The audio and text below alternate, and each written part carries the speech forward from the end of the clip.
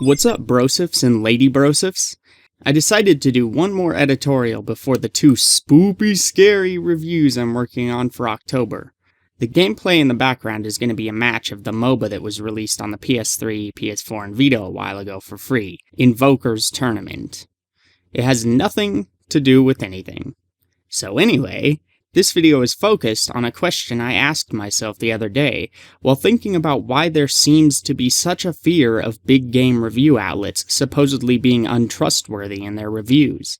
At this point, everyone is well aware of this idea, that these review outlets are taking money to not only advertise games, but to do things like give them good press and good scores, despite the actual quality of the product. I myself don't really believe this is near as much of an issue as so many others do. I'm confident that those sorts of occurrences are very much anomalies.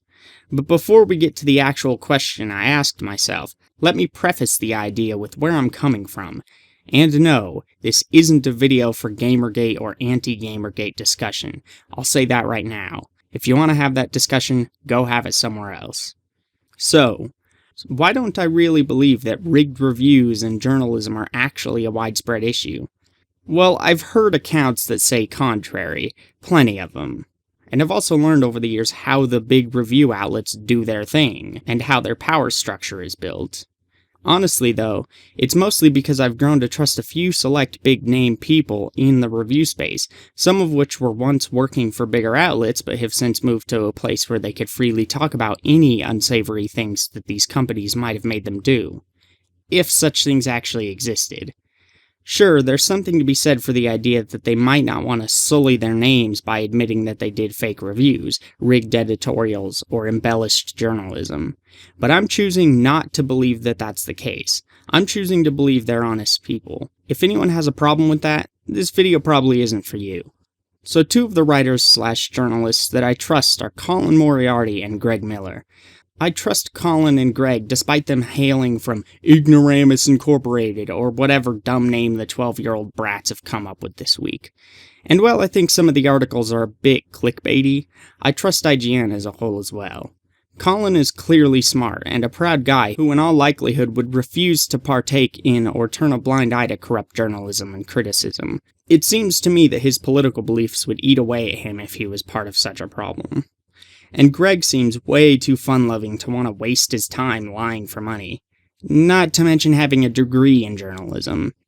Now on their own at Kinda Funny, they've made it clear that there was realistically no way for IGN employees to cheat reviews for money anyway, because they didn't have much of anything to do with the advertising or the handling of corporate money.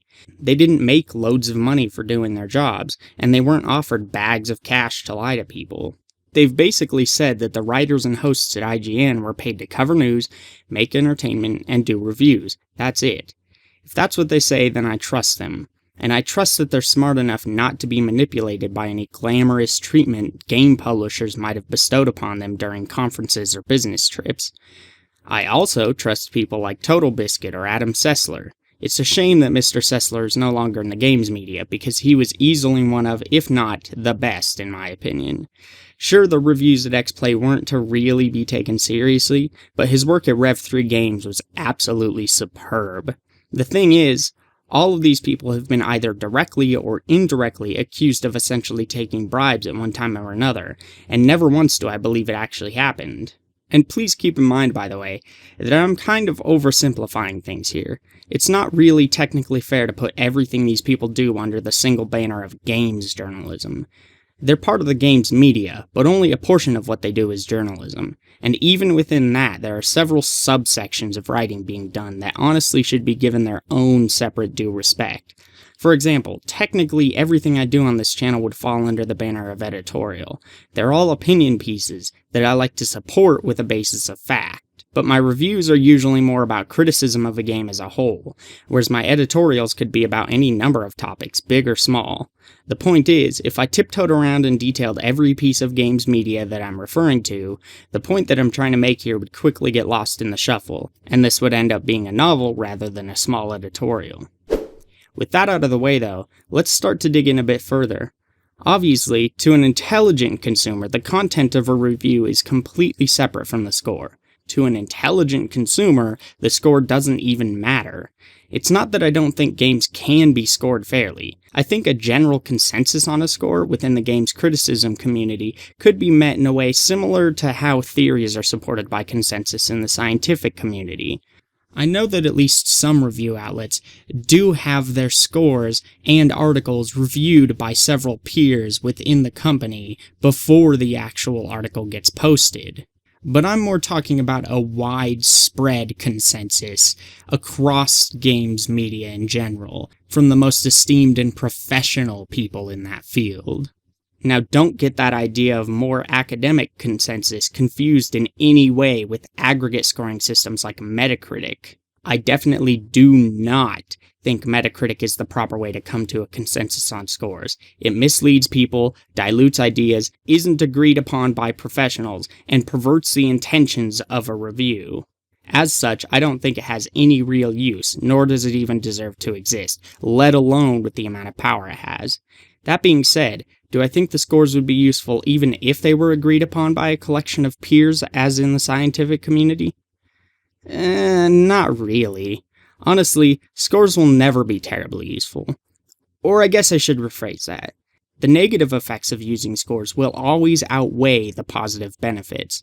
Scores will always be abused by the illiterate fanboys who refuse to actually read an article before they fly off the handle at a score.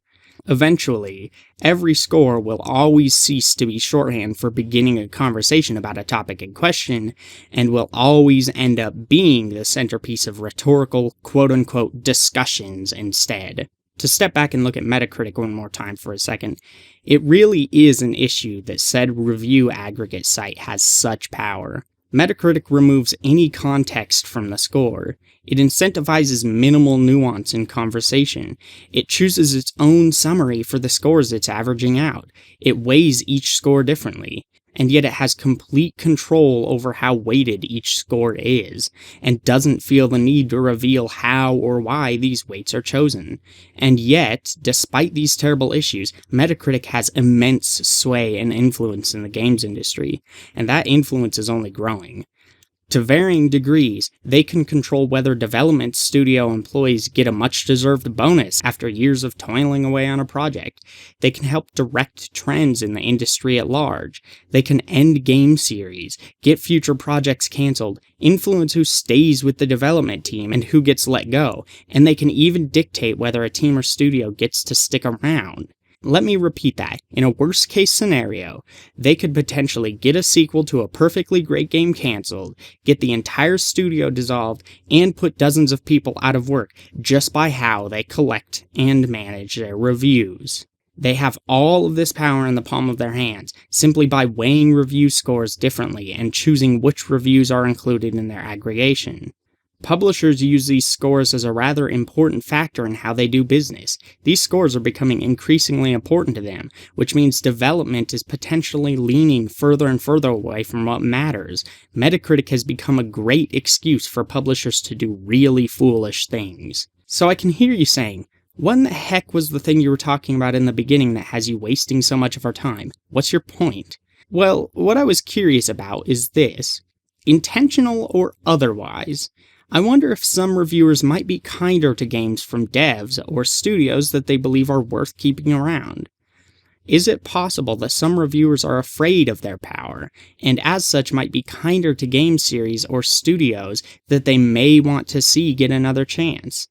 While I don't think reviewers or outlets are getting paid to falsify scores and content in reviews, I'm curious as to whether any of them are, or were, afraid that their reviews could have a negative impact they weren't intending, thanks to the power of places like Metacritic and the over-reliance on scores. How many reviewers have secretly given a game a higher score than it might have deserved because they know their review might end up being misused in a way that harms undeserving development teams?